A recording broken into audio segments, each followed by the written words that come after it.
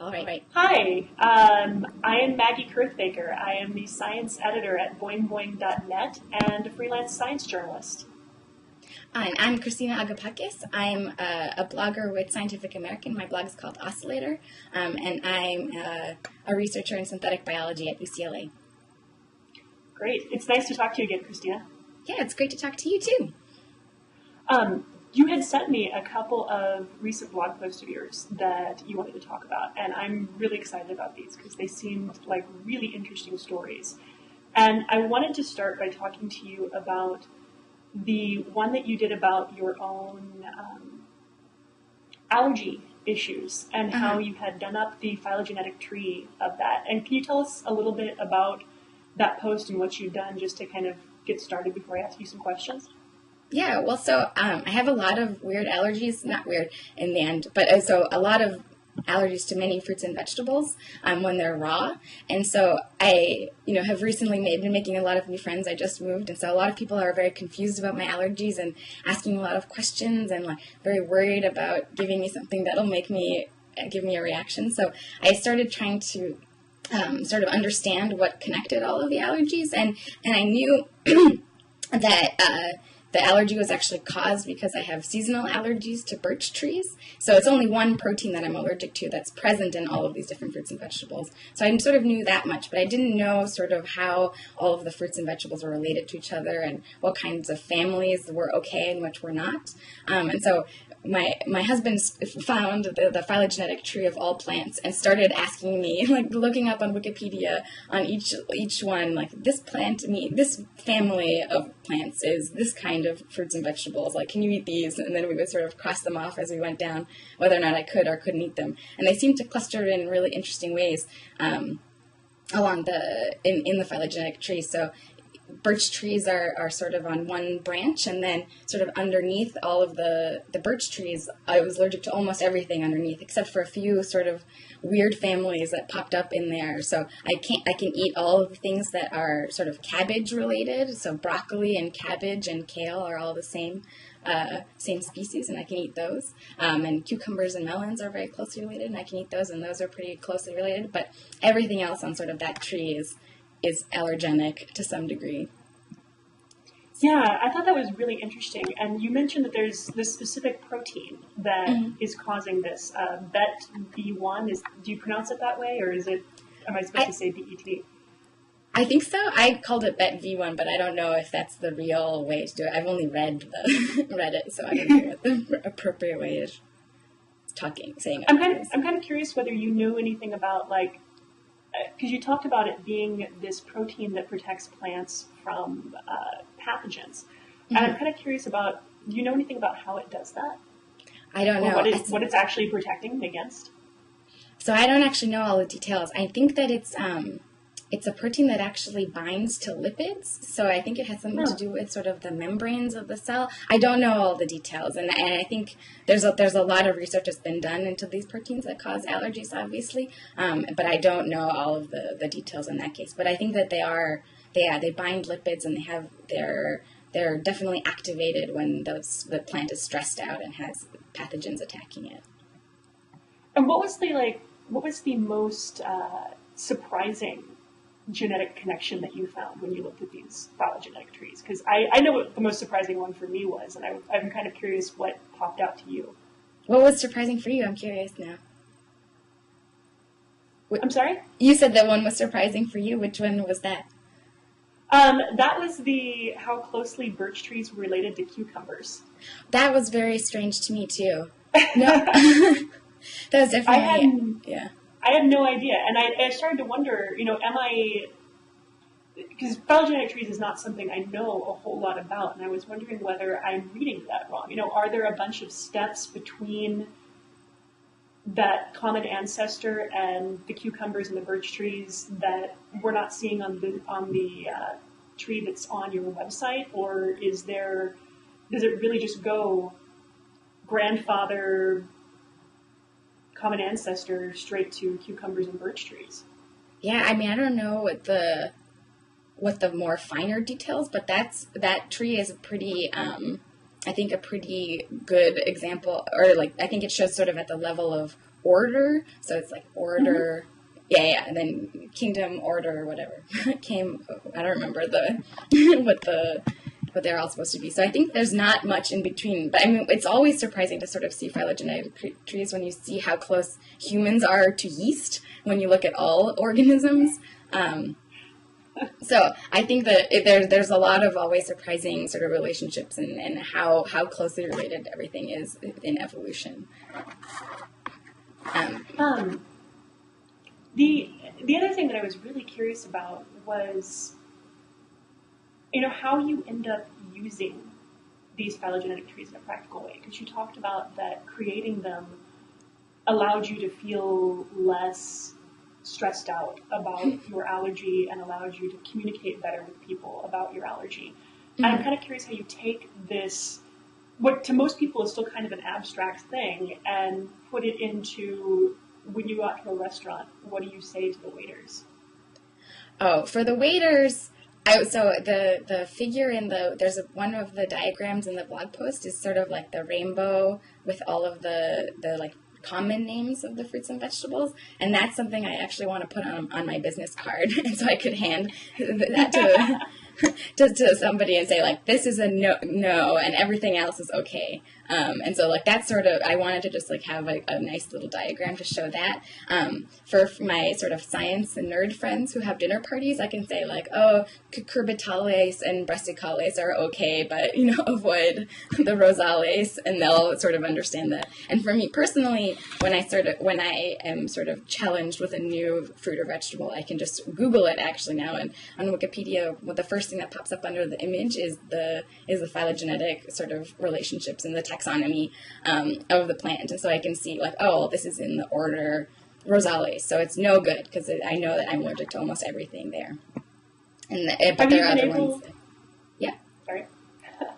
Have you been able to predict an allergy you didn't know you had before based on these things?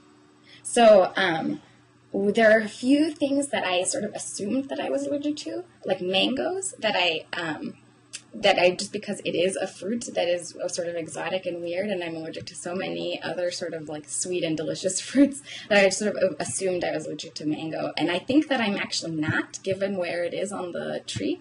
And so I haven't done the experiment yet, but I was going to sort of like put a little bit on my skin and see if I got a reaction. But there are a few others too that I've never tasted, and I think that I would be not allergic to. Like, I think I'm not allergic to durian based on where it is, and I haven't tried that yet. So we're gonna go to the supermarket someday soon and do a little test for all the things. I was also wondering, I don't have any allergies really, and I'm kind of curious how somebody with that many allergies, what do you eat? I'm assuming obviously you're never going to be a raw vegan, but do you eat a lot of plants, or does it end up being something where you end up eating a lot of meat simply because that's what is most obviously not going to cause problems? So anything cooked is totally fine. And so that's sort of the way that I get around it. I've been trying to eat more vegetarian food, and so the preparing of the food is the most difficult thing, because it actually makes my hands itchy too when I cut it up. So wearing gloves and having help doing the preparation is sort of the most important. But once anything is cooked, I can eat it. So because the protein denatures and the 3D structure of the protein sort of melts, and then I'm no longer allergic to that. But I actually, so Kate Clancy, another blogger, she commented on my blog that she has actually the same allergies, and it's always good to sort of talk to people and know and be like, wow, I have the same thing. Like, you sort of feel a connection. But she's also gluten intolerant, so I don't even know how she manages to eat anything. So I think that she has a much more difficult challenge there. For me, the hardest is probably sort of snack time. Like, people are eating an apple, and I'm like, oh, I don't want to do that. So snacks are the hardest, but meals with cooking and sort of thoughtful preparation is okay. And I don't know if this is something you know about, but it seems like you've done a lot of research on, your own allergy and the oral allergy syndrome that you mentioned.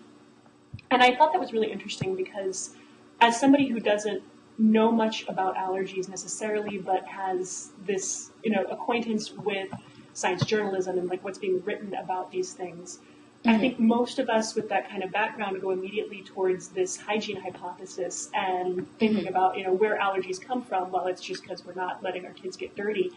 And I'm kind of curious in your research into your own disorder, have you found that, how important have you found hygiene hypothesis to actually be? Is this likely to be a genetic thing, or is this likely to be something that has arisen because you weren't exposed to this protein enough as a small child? It seems like it's probably more complicated than a lot of us give it credit for. Yeah, well, the problem is I was exposed to the protein as a small child. So I grew up in the Northeast where there's a lot of birch trees, and so having that protein around in the air caused the sort of the syndrome. But I think people from different parts of the world have different sets of allergies based on what kind of pollen they're allergic to. And I think there's actually evidence that after a few years, if you move to a place that has less pollen, then the other allergies will subside too. So actually a lot of people move to Arizona when they have bad allergies in desert areas, because there's fewer plants around to sort of challenge the immune system. And for, I don't know, I can't say for sure. Like, I think the hygiene hypothesis is really interesting. I have no idea.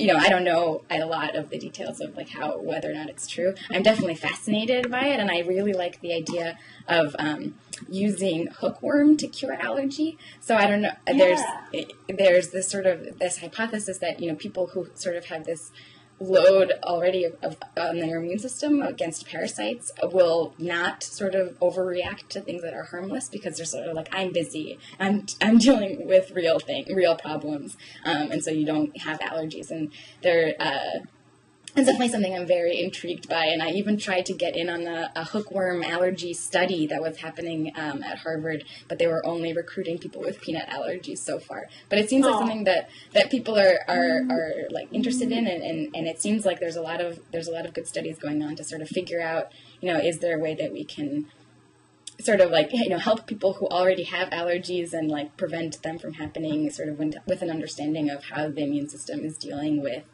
sort of bacteria and parasites and these sort of allergen proteins too. Yeah.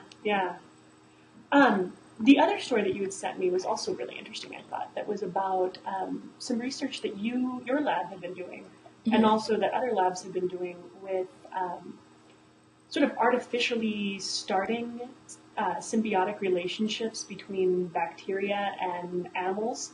And can you tell me a little bit more about that? Because I think this is a really cool project. Yeah. So symbiosis is really, really interesting to me, and I think there's sort of this sort of fundamental symbiosis that happens in all animal cells already. So we have mitochondria in our cells that actually started out as free-living bacteria and sort of over time evolved to be inside of a cell and be part of the cell. And sort of provide energy. And in plants, they have mitochondria, and they also have chloroplasts, which are the photosynthetic machines of the cell. So those started out as free-living photosynthetic bacteria.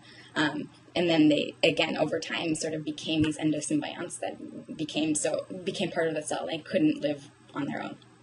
And so there's a few really, really interesting examples in nature of plants or in animals that have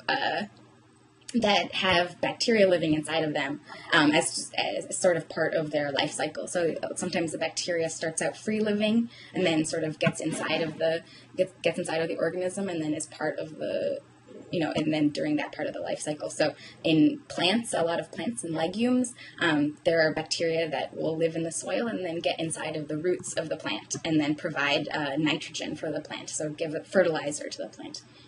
And then there's these sea slugs that are really interesting. They look like tiny little leaves, actually. They're like really flat and spread out, and they eat algae, and they rip out the chloroplasts from the algae. They take out those endosymbionts, and they make them their own symbionts, and they actually become photosynthetic slugs. So there's this really, really interesting That sea slug is so amazingly cool. Yeah, I'm pretty into the sea slug. I've actually, one of my colleagues, his mom studied them, and so she had brought some for us to look at, and they're in this flask, and they're really small, and they're just like sort of happily like swimming around. You don't have to feed them anything because they're just photosynthetic. It's very strange to see photosynthetic animals. I thought that the sea slugs were interesting because I was reading about them, and my first thought was, okay, so does the sea slug eat algae, or does the sea slug, eat sunlight? What does the sea slug actually eat? It eats both. So I think they had different parts of its lifetime. So I think when it's a larva, in the larval stage, it's eating algae and sort of getting energy from algae, but then once it's incorporated the chloroplast, it eats sunlight. So it sort of has the two different phases. Okay, so it's actually it takes in all the algae that it uses as its entire life when it's in that larval stage? I think so. I mean, I think that they can last for a few months without eating. I'm not sure. I mean, I don't know the details again, but maybe they have to eat again to get more chloroplasts, or maybe that's the end of their life. But I think it's, a few months at a time they can get all the energy they need from the chloroplasts. I'm also curious about, when you have these symbiotic relationships, because we talk all the time about what the animal gets out of it. We get our cells get energy from mitochondria. The chloroplasts allow plants to get energy from the sunlight. What do bacteria get out of it? Why would a bacteria want to be a part of this, or want to be a part of this symbiotic relationship to begin with? I think so. There's a few sort of examples and a few sort of things that they can get out of it. They can either be parasites and sort of get energy from their host, or they can be using their host sort of as protection from the environment. So if you're surrounded by another cell, then you don't have to worry as much about things happening to you. And so now over time, the mitochondria and the chloroplasts, they get almost everything they need out from the host cell. Like, they have a very small genome. They still have a genome that helps them sort of replicate, but almost all of the proteins that are part of the chloroplast and the mitochondria are made by the host. The host, it's the same cell at this point, but from the nuclear genome, and transported into the mitochondria or the chloroplast. And so at earlier stages, there's a lot of different things that you can get out of it. Yeah, mostly so I think protection or energy, nutrients. And one thing I thought was interesting in this, we were talking about how these bacteria get inside the cells. And you had talked about some experiments that were done with salamanders, and finding that these salamanders, which is really rare for vertebrates, had some of these bacteria inside their cells. And I was curious if you know how bacteria get in there to begin with, because you mentioned that the embryonic stages of these salamanders are associated with bacteria. But I wasn't sure what associated meant in that context. Are they kind of mixing around in the same pool of goo? How are they getting bonded together? Yeah, so I think the salamander case is really interesting because it's actually an algae. I think it's not a bacteria. So I'm not sure. I always forget the details. So, but I think the story is basically that for a long time, people were studying these salamanders, and they live mostly underground, but they lay their eggs in ponds above ground, and then they saw a lot of these sort of green splotches on the embryo, and so there are sort of these hypotheses about that. Maybe this algae that's sort of growing on and around the embryos is providing oxygen or helping in some way. The embryos can actually grow just fine, even if they're dark and sterile and don't have the algae around. But there's sort of some evidence that it'll help, in synchronizing the eggs or helping them be stronger and more sort of robust in the environment. But then now, very recently, there was a paper that came out, I think just a week, within the same week as my paper, showing that the algae were actually inside of the salamander cells, not just in the embryo, or in the sort of around the embryo and the egg. And so I don't think that they know how they get inside. So that's really interesting and very complicated. For bacteria, it can be a lot of different ways. And so people think that symbiosis can start when either a larger cell eats the bacteria and the bacteria escape from being eaten and digested, or a bacteria can invade the larger cell sort of as a pathogen, and then the host cell can sort of survive this pathogenic relationship enough for them to sort of start cooperating and be. And you talked about that there's a gene that helps with the invasion route called invasin that you guys were using to help get bacteria into the cells of these zebrafish that you're working on in your lab. Mm-hmm. And I was curious, where does that gene come from? Are there specific bacteria that you're harvesting that from? Is it something that you make synthetically in the lab? Where does invasin come from? So invasin comes from a pathogen, actually. So a pathogen that can get inside of human cells and mammalian cells in general. So it's a protein that sort of exists on the surface of the bacteria, and the mammalian cell will sort of recognize that protein and be like, oh, I want that, and take the bacteria in. And so the gene comes from these pathogens, but the gene by itself, without the rest of the pathogenic genes, can get the bacteria to live inside of the cell. But if you don't have the rest of the pathogenic genes, it won't kill the cell, and it won't divide inside of the cell and become a real pathogen. So people started studying how these bacteria work as pathogens, identified that one gene, and showed that when you transferred it into these bacteria, into other bacteria that are non-pathogenic, you could get inside. And so people have been starting to use them in a sort of a synthetic biology context of taking that gene and putting it in bacteria and getting the bacteria to get inside cells, either to sort of deliver sort of medicine or genes or proteins or a vaccine even. So you can get the bacteria to get inside of a cell that's diseased and kill it, or before it can harm the rest of the cells, or you can get it to sort of deliver sort of gene therapy. Even you can send. So there's a lot of sort of interesting ways that people are starting to think about how bacteria can act not as pathogens inside of cells, but as sort of cooperative and sort of healing medical devices inside of human cells. So when we used it to sort of explore, how could we make new kinds of new organelles, new symbiotic, sort of like a new chloroplast or a new mitochondria. And so actually what we found is when you put invasin inside photosynthetic bacteria, that they could get inside of cells too. And they're not pathogenic. So even when they're just inside of the cell, they just hang out for a little while. So that was really interesting to us. And what you mentioned, the zebrafish, we didn't actually use invasin to get into zebrafish.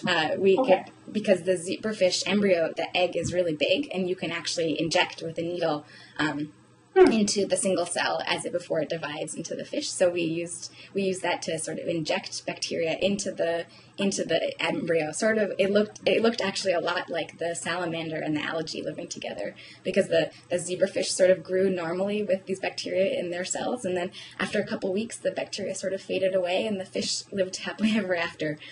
So that was sort of interesting thing, that it just seemed like it happened and it was fine and they could live without it, but they could live with it, and like maybe with a little bit more sort of engineering, we could get them to really need each other by having them share things, not just living together.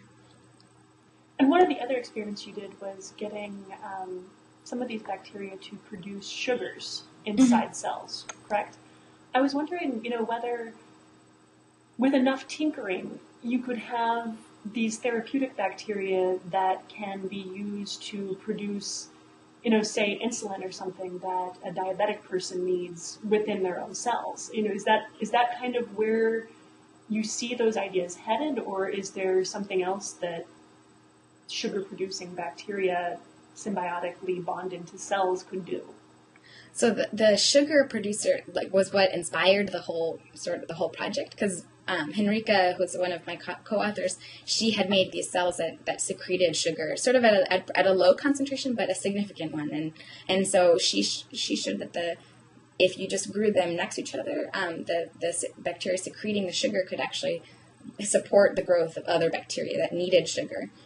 So you could sort of make photosynthetic E. coli by just having them living next to each other. And so our boss was sort of like, wow, like this is a chloroplast. Like let's make the plant, like an animal cell, survive with the sugar that it's providing.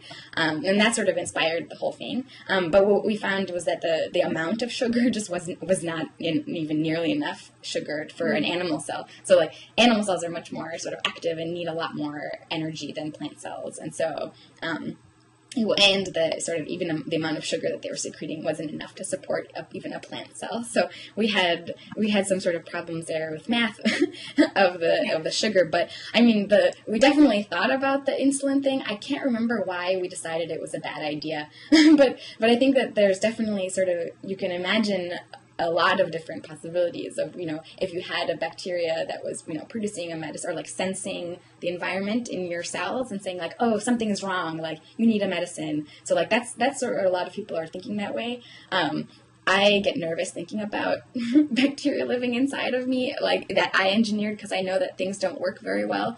Not that it would be dangerous or like pathogenic, I just think it wouldn't work.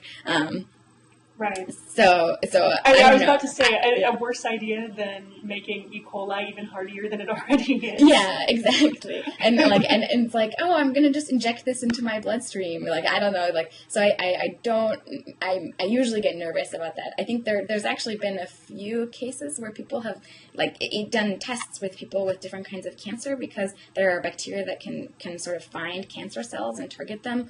And I think that there's like a certain type of bladder cancer where they use salmonella to find the cancer cells, and I don't really know. So like I think people are sort of beginning to use bacteria as a therapeutic. I get really nervous even speculating, because I don't want people to say like, oh, Christina says that bacteria will be living inside of our cells next year and providing insulin. So, but I think it's definitely very interesting, and there's a lot of interesting possibilities. I mean, within a sort of medical context, but also just within like a sort of, even as from a scientific perspective, like understanding how these relationships evolved and sort of trying to recreate it in a small scale, it can sort of show us, how these things happen in nature and give us some perspective about that. How do you guys spend a lot of time thinking about these ethical implications of what you're doing as synthetic biologists? Because you talk about the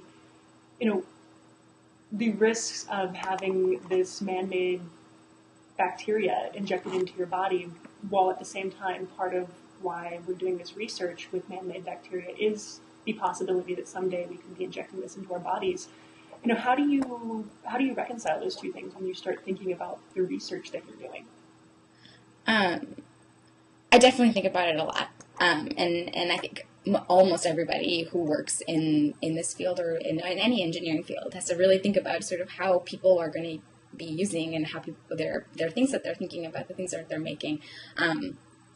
So it is really important, and it's hard. Yeah, I tried to sort of just dial it back a little bit because for me, like scientifically, I think, as a scientist, it's very interesting. As an engineer, it's interesting too. But it's definitely far-fetched, and right. It's something that has to have, has to really be thought out in very, very, very clear ways before we start doing anything like actually putting it in organisms and humans, certainly. So I think that there is sort of a way to do these experiments and be thoughtful about it and sort of like in the way that the projects are designed, to sort of do it, yeah, with sort of an eye to these sort of like ethical and safety issues. Yeah. Yeah, it's such a fascinating field, and I'm really curious to see where it goes in the future, but it's also kind of, like, I feel like there should be, how you have Schadenfreude, this one big German word that explains this big concept of feeling joy at other people's misery. I feel like there ought to be this big German word about the concept of things that are really fascinating to research, even while at the same time you're thinking, oh my God, this could be a terrible idea in the back of your head. Yeah. I feel like science needs a word for that kind of thing. That definitely happened. I mean, like, in the history of science, I feel like that's sort of a common theme. But I think that, I think that, like, just even talking about it makes it better. Right. Oh, right. Yeah. And so, yeah, that's what I think. So I think we should have more conversations. Excellent. I think that was what I wanted to know about those couple of things. Was there anything else about those that you wanted to talk about? No, I think I feel pretty good about that. I wanted to talk to you about a very interesting conference that you went to recently. Yeah, the 6th Science Center World Congress in Cape Town, South Africa. I was there, I guess, the first week of September. And it's a conference that brings together people that run science museums and science centers all over the world. So they had people from, running science museums in Uganda, which was really fascinating to talk to, like a guy who ran a planetarium. And then, people from Japan and people from the US and people from South America. And it's just a really interesting mix of ideas and cultures and how you talk about science to the general public through all these different lenses that happen all over the world. I was actually there as part of a panel that was supposed to be talking about audiences that science museums aren't reaching and issues that science museums need to talk more about. And so my focus was actually to talk to them about how they're kind of failing adults. So yeah, you seem like you have a really interesting perspective as somebody who is a science communicator to an adult audience, certainly online, but also to sort of a very broad audience. So yeah, how did you? What were you talking about? How do you think that you can get people to be lifelong learners in science? I think that part of it is. Part of the problem with science museums is that a lot of them are really keyed on getting children in the door. And, if their parents come with them, great, we'll figure out how to talk to the parents once we're there. Or, maybe we have a once a month, young adults can come in and drink booze and play with all this kids stuff, which are fine. And that gets adults interested in science. But the problem is that it ignores the fact that of those two groups, children and adults, it's the children that are actually getting science education in a classroom somewhere. There's a researcher named John Falk who works, I think, at the University of Oregon, but he studies adult education in non-formal settings. And one of the things he talks about is that you have most American adults spend just this tiny fraction of their lives on science education. You have it in grade school, you have a little bit of it in high school, and then you're done. I took classes on science in college, and you took, obviously, classes on science in college, but my cousins that didn't go to college, the last class they had in science was high school biology 15 years ago. And even my friends that went to college, the last class they might have in science might have been high school biology 15 years ago, because that just wasn't what they were studying.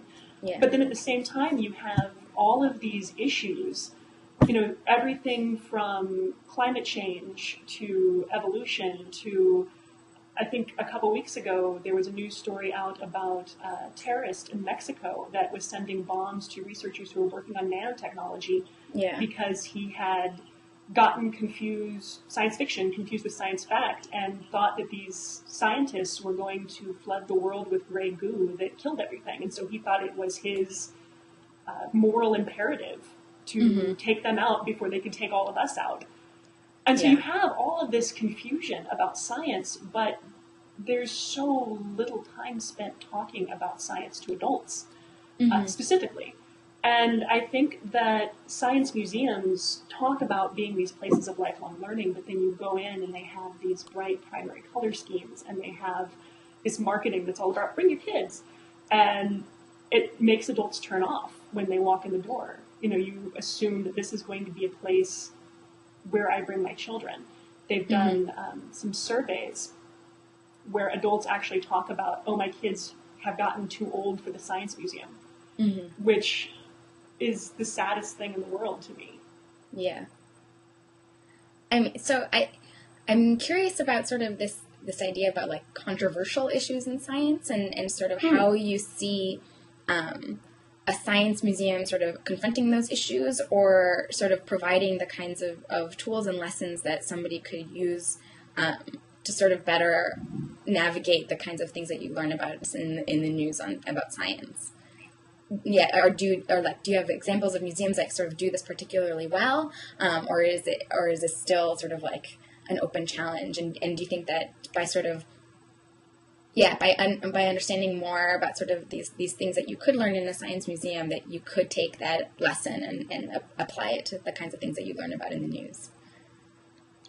I think that there are, and one of the things I learned in my research for this presentation was that almost all science museums have some parts of the museum that are doing these things really well, and some parts that aren't.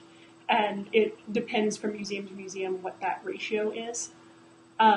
There are some museums that are working really hard to get some of these controversial issues covered in a really good way. The panel that I sat in on that was all about controversial issues in science museums, they had some people from a science museum in Europe, and I want to say it was in France, but I can't remember off the top of my head right now. And they were talking about this exhibit that they'd set up specifically for teenagers about sex, which is, obviously something really complicated to do, because you have not just needing to have these teenagers thinking seriously about something rather than, making it just sort of titillating and stupid, but you also have to deal with what their parents do and don't want them to see, what everybody wants to talk about and doesn't want to talk about in public around other people.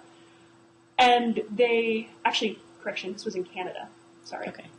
And they had done this in a really interesting way that basically came down to acknowledging that this was kind of a funny thing. So the exhibit was set up with some of these like little wink nod jokes, like instead of sitting on a bench to view a multimedia presentation, you had a bunch of people sitting on a round bed. That's funny. But at the same time, they were respecting people's privacy, so you would have some of these multimedia discussion things where people could, answer quizzes or get involved with asking questions that other people in the exhibit could answer from their perspective, that were done in such a way that you kind of almost sat in like one of those egg chairs, and only you could hear what was being said, and only you could see what you typed back into the system. So it kind of allowed people to feel more comfortable with the topics. But at the same time, they were also really direct and just, there's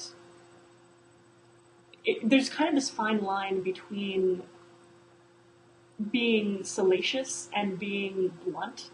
And they did a really nice job of walking that bluntness. So one of the things that they had was a big display room that showed you what normal bodies look like, which is something that very few kids get any kind of education on. This is something that there's a sex ed class at the University of Kansas where I went to school that did this. But I'd never seen it done anywhere else except for there in the Science Museum. And you basically walked into this room and they showed you 50 vaginas and 50 penises and what do these things look like. Look at all this variety. You're not a weirdo. And there's something that's really, really important about that kind of communication, which is not something that you could do if you were just focusing on children. I think another thing that was brought up, I talked to some some directors from, I think, the Ontario Science Museum. And they had done a really cool exhibit that was all about how science is done, like how the scientific process works, and how we don't always know what we think we know, and how science has been wrong before, and how science has been misused before, and how we actually ask questions about not just the world, but how we understand the world. And that is the kind of thing that people need desperately. This is something I've just noticed working at Boing, is that the only time we talk about that stuff is when we're talking about it in the context of something super controversial like evolution or climate change. And if that's the only time you talk about that, people are going to think that it's, essentially, pardon my French, bullshit. And if you are bringing this issue up in a more generalized way and something that people can actually start thinking about, they're going to come back to the right sort of questions they should be asking about studies and the right sort of questions they should be asking about researchers when these controversial concepts come up. And originally, this exhibit was the first thing that you walked through when you went through this science museum, so it added this context to the entire museum and made it more of a story that you could, as you went through all these other exhibits, you thought back, okay, well, how does that relate to what I learned in this first part? So there's some people doing some really cool stuff. It just needs to be done more often and in more places. Yeah, that's really interesting. The context only comes up with when it's controversial. It's like, oh wow, scientists write emails where they discuss data to each other, and I feel that is so surprising to people, because that science can usually just be like, wow, here's a thing that we know, but there's no like how we know it necessarily.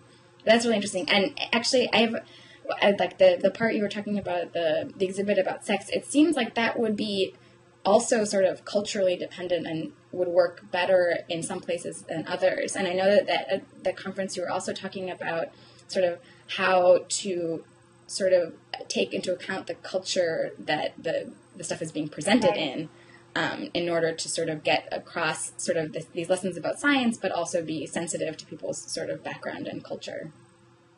Right. So the sex exhibit that works in Canada is not the sex exhibit that's going to work in Kuwait. One of the more interesting panels I sat in on was about science and religion in these public education settings. And there was a guy from the Kuwaiti Science Center who was talking about how they respect the religion of their patrons and how they set up their exhibits. And it was things that, when you first think about them, your initial reaction tends to be like, oh, censorship, oh, that's bad. They're cutting out pictures of pork in food exhibits. They're making sure people are dressed in a way that's not going to offend the people coming through. So, they had to, I think they actually had, and he was talking about having a sex exhibit where they had to edit clothing onto some of the bodies so that people didn't feel uncomfortable going through this exhibit and didn't, choose not to take their kids through it at all. Yeah. And that, though, is something that the more that I talk to people about this, the more that seems like a practical good thing to have happening.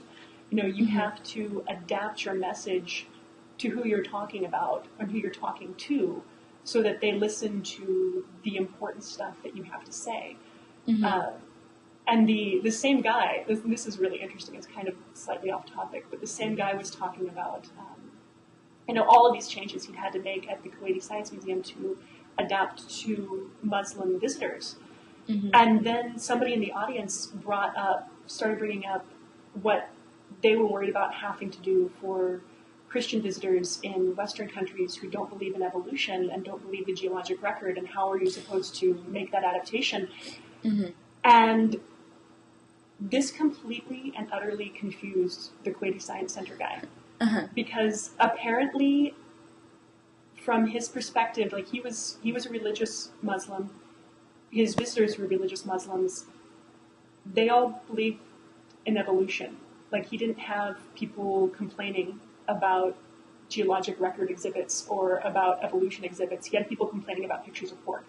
And so when people were asking, how do you adapt to these creationists, he was completely confused and was asking, well, the science clearly says the geologic record is millions of years old. Why would they bother with that? It was one of those moments that made me really realize the cultural differences you're dealing with. What is controversial in one context is not controversial in another, and you have to be able to adapt to those things.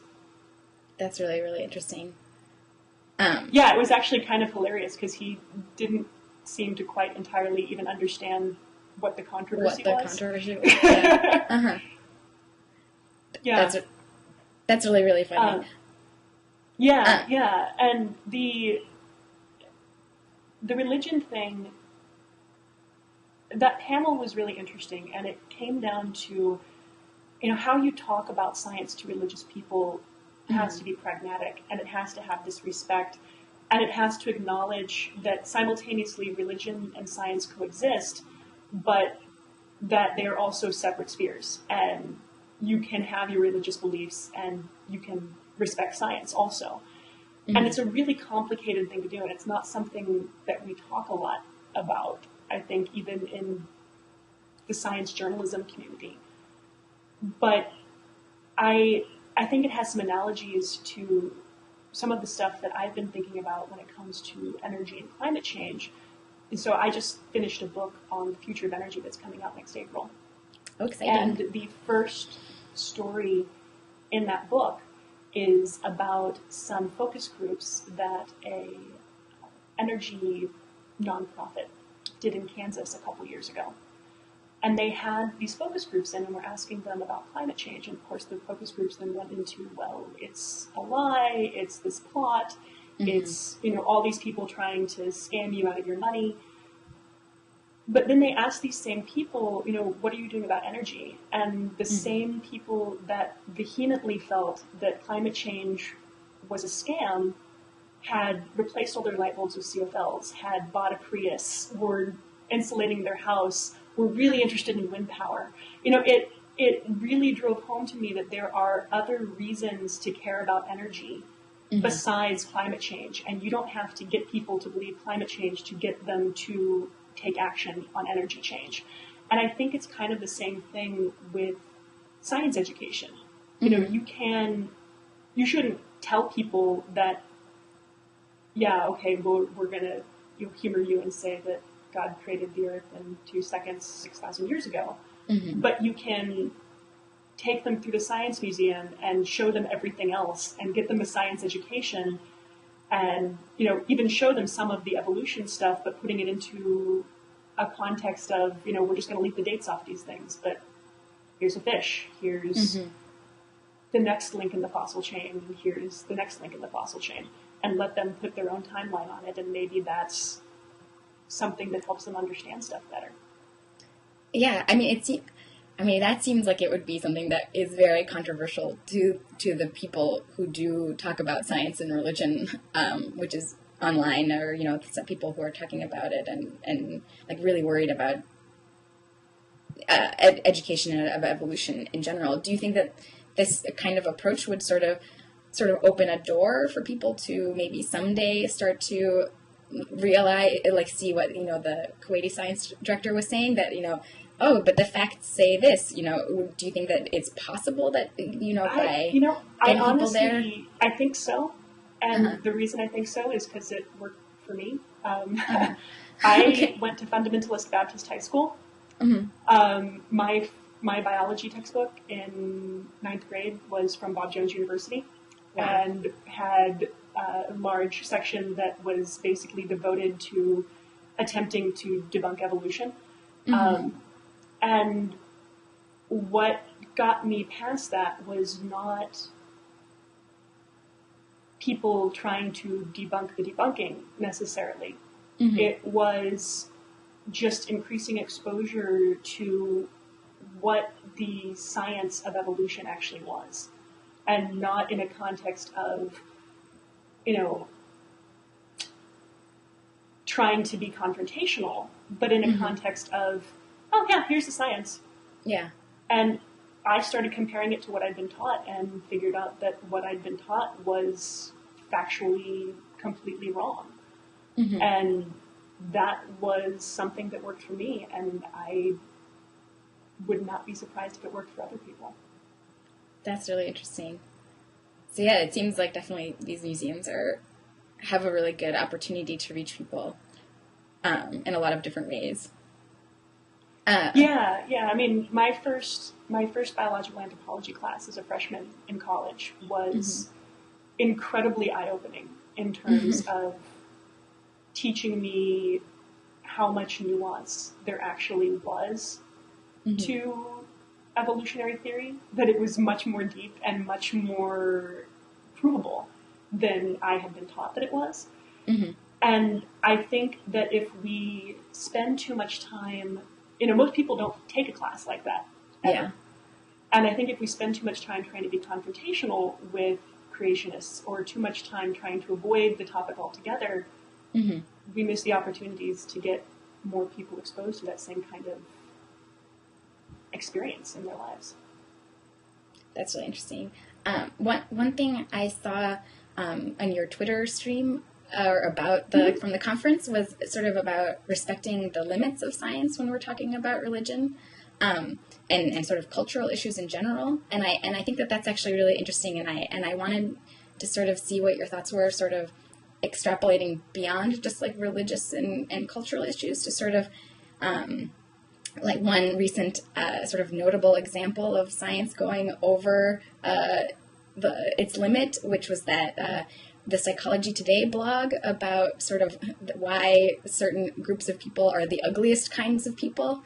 And it seemed like a lot of the discussion and sort of into that blog post about sort of this, well, objectively, we did the study and the facts show that people find these people to be unattractive. Therefore, they are the ugliest. And sort of, and that seemed like such a, a lot of the criticism, I mean, at least from a scientific perspective, was like, actually, no, like you did the math wrong, or like the data is bad.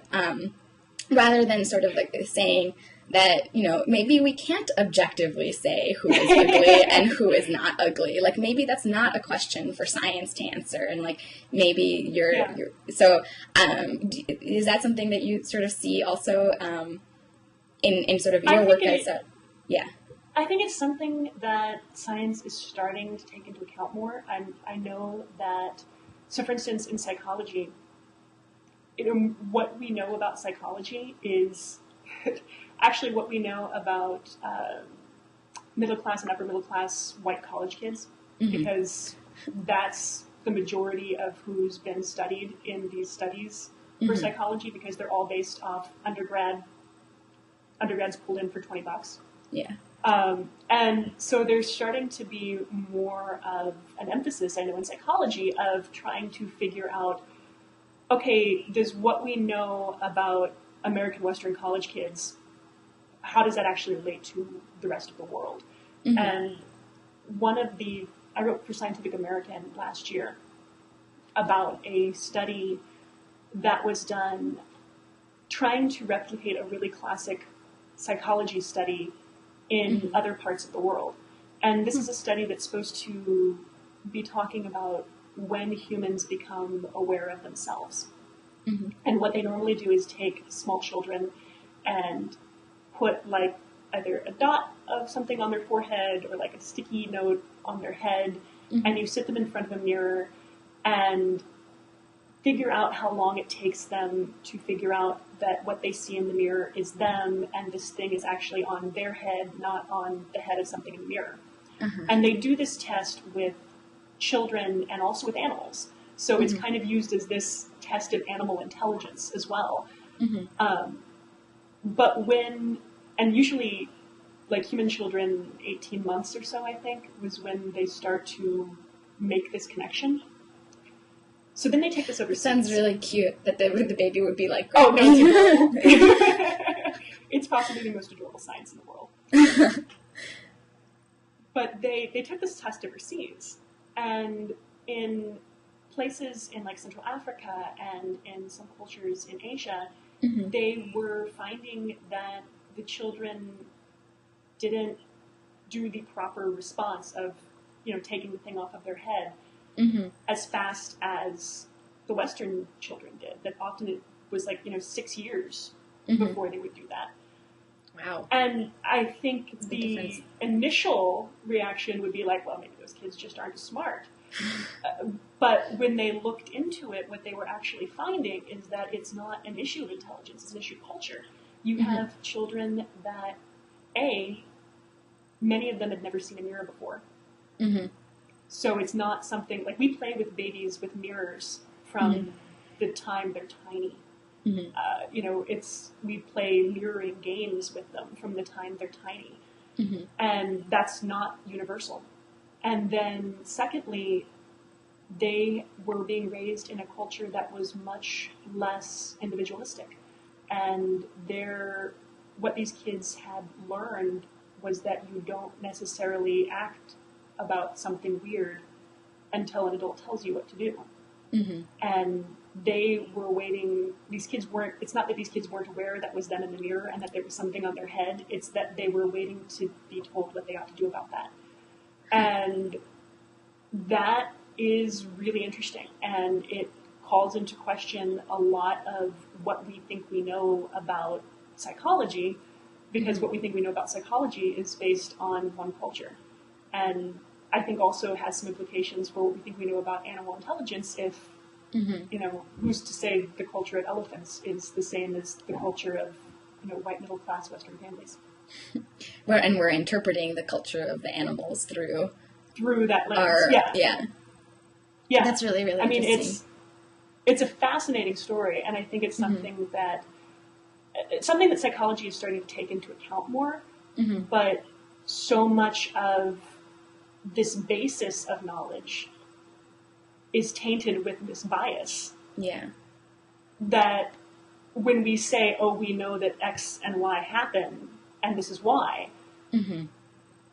you have to look at where these studies are coming from and what they're actually saying. And I think that that's something that's really important that we don't really teach people. I think that's hard for scientists too. I mean, it's hard because we want science to be universal, right, across cultures, and so it's hard to sort of. And I'm sure it's hard for scientists to be like, oh yeah, you have to take into account people's cultures when they're coming to learn science, but also take into account cultures when we're doing science. I think that's a really, really difficult thing to sort of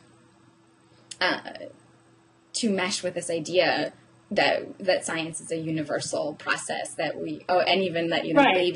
babies do science when they're even young, like that new study. That science is something that, we're innately able to do and interested in. And so I think that it can be very hard to sort of see those things. But it seems like the sort of educational aspects and the things that the museums are doing are really, really getting there in a way that could even teach scientists about how science works in sort of interesting ways. Yeah, I mean, because you have things that are universal everywhere. I mean, a molecule is the same molecular weight no matter what country you're in, but what you think about that molecule differs. And that's where it becomes hard to make those balances and to, figure out, even how you learn about that molecule differs.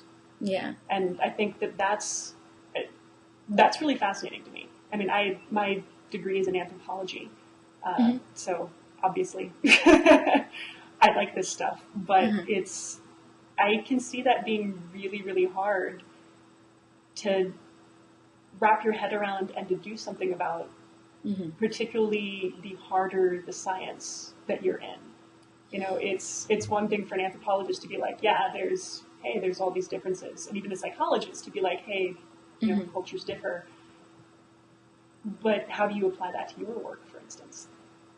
Yeah, I don't know. It's an open question. And I think that we're probably running out of time, but there's a lot of really interesting things to think about. And this is really, really great to talk to you and really interesting. Definitely. So thank you. Yeah.